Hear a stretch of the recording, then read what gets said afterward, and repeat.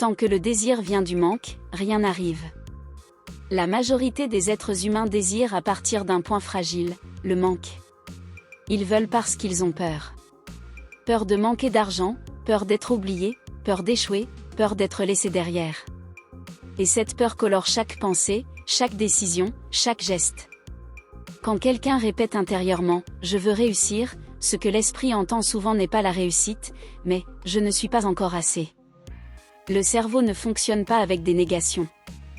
Il fonctionne avec des images, des sensations, des émotions. Plus vous répétez ce qui manque, plus votre esprit vit à l'intérieur de l'absence. C'est pour cela que le désir chargé de peur produit de la résistance. Vous ne poussez pas la vie vers l'avant, vous la contractez.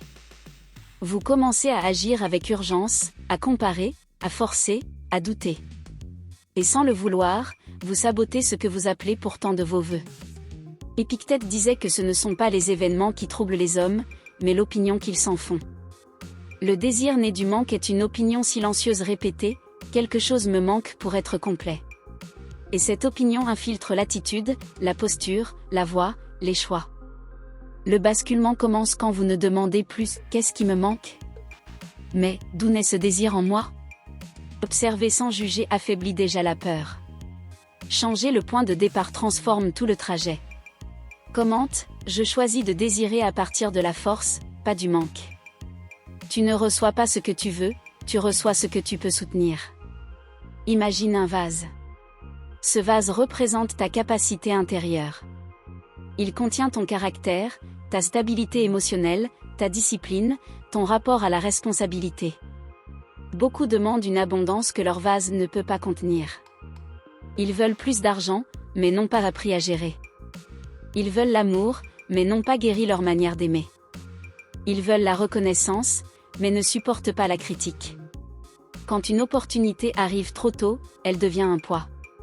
Quand une relation arrive sans maturité, elle se fissure. Quand l'argent arrive sans structure intérieure, il disparaît. La vie ne punit pas. Elle révèle. Les personnes réellement abondantes n'attendent pas passivement. Elles deviennent des récipients plus larges. Elles apprennent à supporter l'inconfort, le refus, la lenteur. Elles cultivent la discipline quand personne ne regarde. Sénèque rappelait que la prospérité révèle les vices autant que l'adversité révèle la vertu. Sans préparation intérieure, toute conquête devient une épreuve destructrice. Être prêt ne signifie pas être parfait. Cela signifie être présent, lucide et responsable. Savoir où l'on doit encore grandir sans se fuir. La vie remet toujours ce que tu peux soutenir sans te briser. Et ce récipient, tu le construis maintenant, dans les petits choix invisibles. Le corps cherche le soulagement, l'âme cherche le sens. À l'intérieur de chaque être humain, deux forces dialoguent. Le corps veut du confort immédiat. L'âme veut de la signification. Le corps demande la facilité, la distraction, le raccourci. L'âme demande l'effort juste, la vérité, la cohérence. Quand la vie devient difficile, le corps cherche à fuir. Quand la vie devient vide, l'âme cherche à comprendre. Viktor Frankl, survivant des camps, a observé une chose essentielle. Ceux qui trouvaient un sens pouvaient supporter l'insupportable. Le sens ne supprime pas la douleur, mais il lui donne une direction. Le problème moderne n'est pas la souffrance. C'est l'absence de sens. Sans sens, le plaisir devient une anesthésie. Avec du sens, l'effort devient un choix conscient. Chaque fois que tu choisis l'expansion plutôt que le soulagement facile, quelque chose en toi s'aligne. La vie commence alors à te faire confiance. Pose-toi cette question sans mentir. Qu'est-ce que mon âme me demande depuis longtemps que mon corps continue d'éviter ? Le désir n'est pas l'ennemi. Beaucoup ont appris à mépriser le désir. Comme s'il était sale, égoïste ou dangereux. Mais aucune grande œuvre n'est née sans feu intérieur. Napoléon il disait que toute réalisation commence par un désir ardent. Le problème n'est pas de vouloir. Le problème est de vouloir sans conscience. Le désir sans sens crée des compulsions. Le désir aligné crée de la discipline. Quand ton désir sert quelque chose de plus grand que ton ego, il devient une force morale. La vraie question n'est pas « ai-je le droit de vouloir ?» mais « ce désir me rend-il plus utile, plus intègre, plus vivant? Le désir n'est pas à tuer. Il est à éduquer. Les 4 mondes qui définissent ta réalité. Rien de ce qui existe dans ta vie n'est apparu par hasard. Toute réalité visible a traversé un processus silencieux avant de prendre forme. Ce processus se déploie toujours à travers 4 mondes, le désir, le mental, l'émotionnel et l'action. Tout commence par le désir. Une intuition, une vision, une étincelle intérieure qui murmure, cela doit exister. Mais le désir seul ne suffit pas. Sans structure, il devient une rêverie stérile. Vient ensuite le monde mental.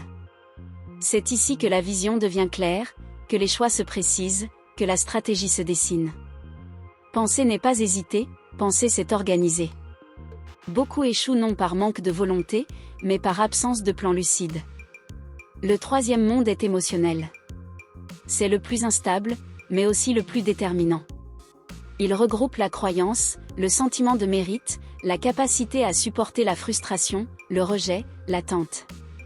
Une personne peut avoir une vision claire et un plan solide, mais si elle ne se sent pas capable, elle abandonnera. Enfin vient le monde de l'action. C'est le terrain où tout est testé. Là où les idées rencontrent la résistance du réel. Là où la répétition transforme l'intention en résultat. On se perd toujours par déséquilibre. Désirer sans agir. Agir sans réfléchir. Penser sans croire. Ressentir sans structurer. La manifestation consciente n'est pas magique. C'est l'alignement de ces 4 mondes. Quand vouloir, penser, ressentir et agir vont dans la même direction, la réalité cesse de résister.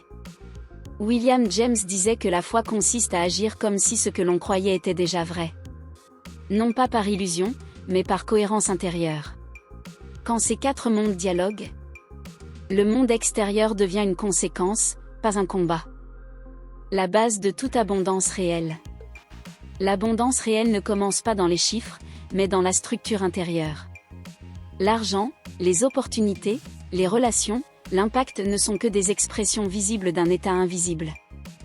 Et pour soutenir cet état, 3 forces doivent travailler ensemble comme un trépied solide, la constance, la cohérence et la certitude.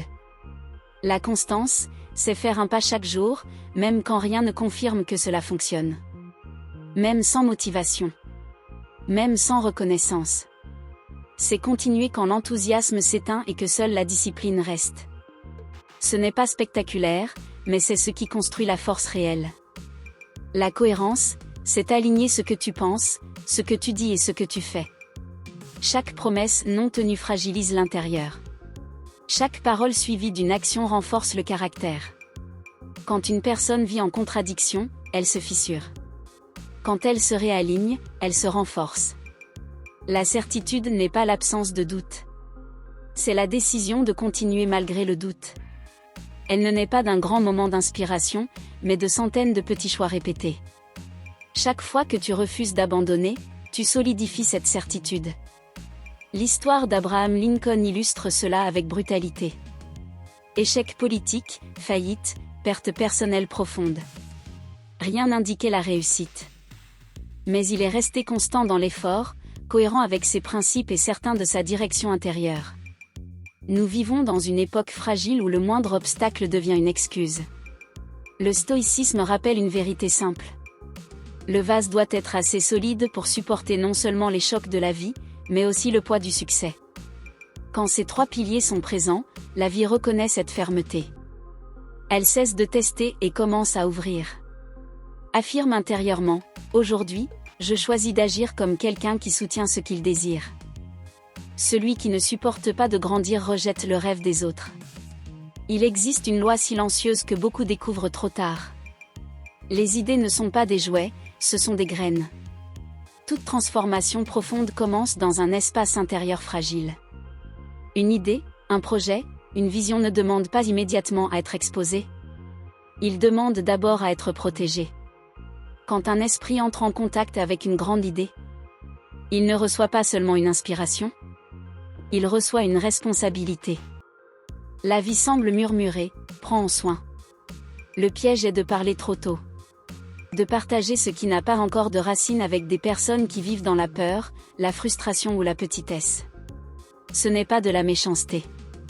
C'est une incapacité. Celui qui n'ose pas grandir lui-même a souvent du mal à supporter la croissance des autres. Les paroles de doute, même prononcées sans intention de nuire, agissent comme le gel sur une jeune pousse.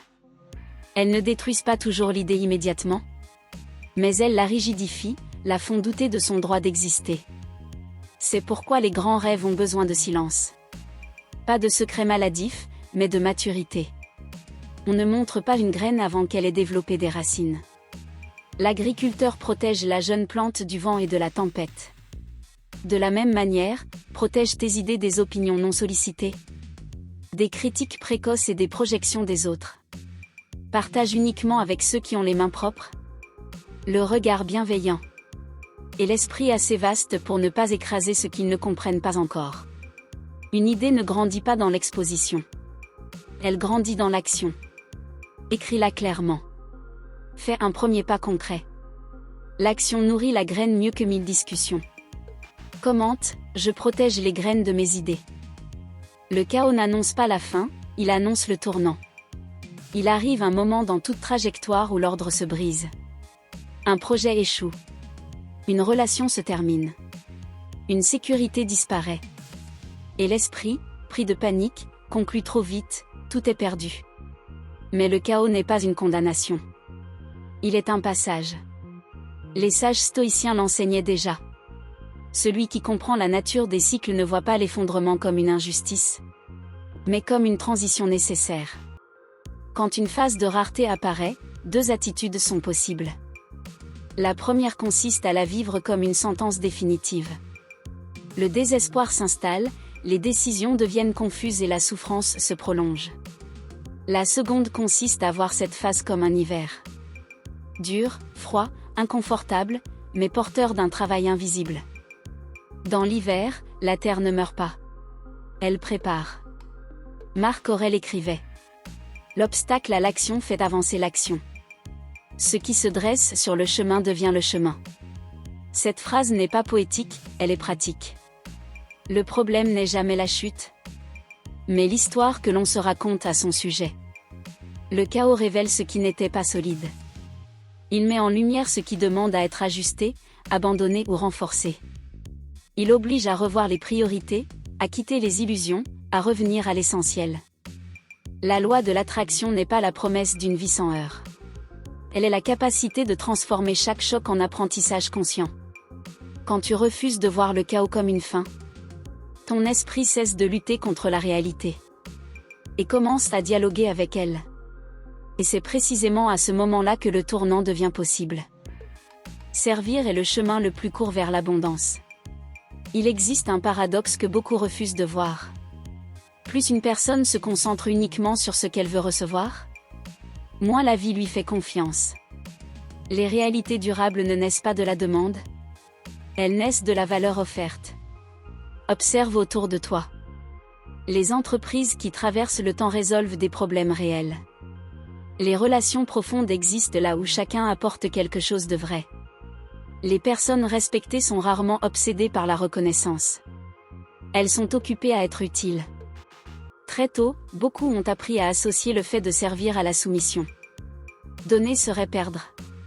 Contribuer serait s'effacer. C'est une illusion dangereuse. Servir ne signifie pas se diminuer. Cela signifie canaliser sa force intelligemment. Transformer son expérience, ses compétences, ses blessures même, en quelque chose qui améliore la vie d'un autre. Le stoïcisme ne glorifie pas l'accumulation. Il honore la capacité à produire, à multiplier, à transmettre. L'abondance n'est pas ce que tu gardes, c'est ce qui circule à travers toi. Quand quelqu'un crée uniquement pour gagner, le résultat est fragile. Quand il crée pour apporter une valeur réelle, l'énergie change. La confiance s'installe. Les opportunités trouvent naturellement leur chemin.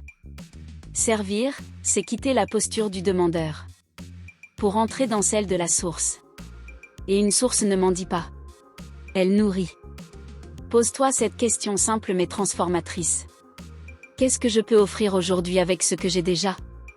Cette question modifie ton axe intérieur. Elle t'aligne avec la vie au lieu de la presser.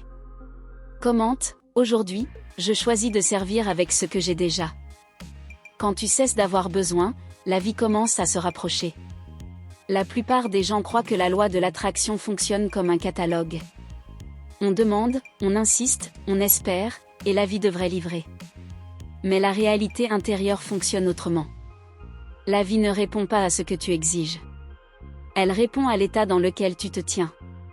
Quand quelqu'un vit prisonnier du besoin, son esprit est tendu, inquiet, contracté. Il cherche des preuves, il surveille, il compare. Et dans cet état, même les opportunités existantes deviennent invisibles. Plus tu cours après quelque chose avec urgence, plus tu confirmes intérieurement que tu en manques. Et ce sentiment de manque devient le message dominant que tu envoies au monde. Mais quelque chose change quand tu cesses de vouloir à partir du vide. Et que tu commences à agir à partir de ce qui est déjà possible maintenant. L'amour n'est plus supplié, il se construit dans la réciprocité. L'argent n'est plus poursuivi, il devient la conséquence d'un travail bien fait. La reconnaissance n'est plus une obsession, elle devient un effet secondaire. Viktor Frankl disait que le bonheur ne se poursuit pas. Il survient quand on vit avec du sens. L'abondance fonctionne de la même manière.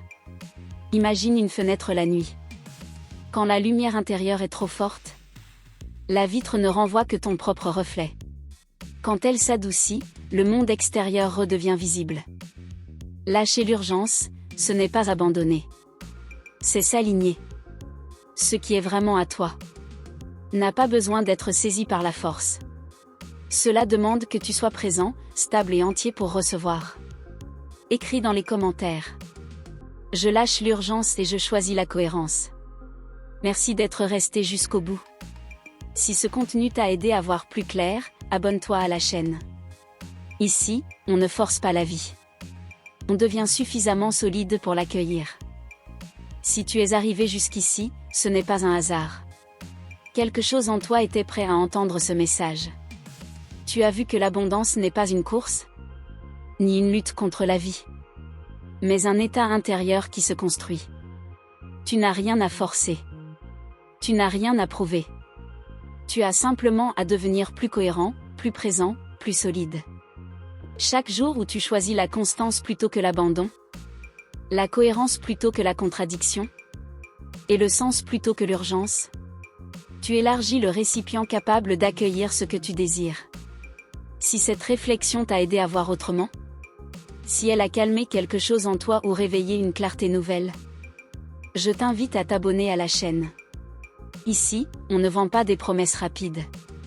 On construit une force intérieure durable. On apprend à penser juste, à agir droit et à avancer sans se trahir. Dis-moi dans les commentaires. Aujourd'hui, je choisis d'être prêt à recevoir. Ce sera ton premier pas conscient hors de l'urgence. Et vers une vie alignée. À très bientôt pour continuer ce chemin ensemble.